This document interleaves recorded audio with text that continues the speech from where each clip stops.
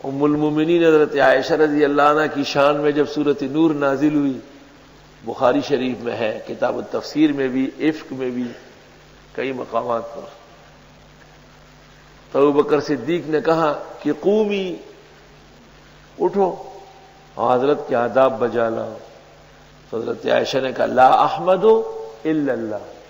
دیکھو بہت بڑی عجیب ہے نا، غضب کی عجیب ہے.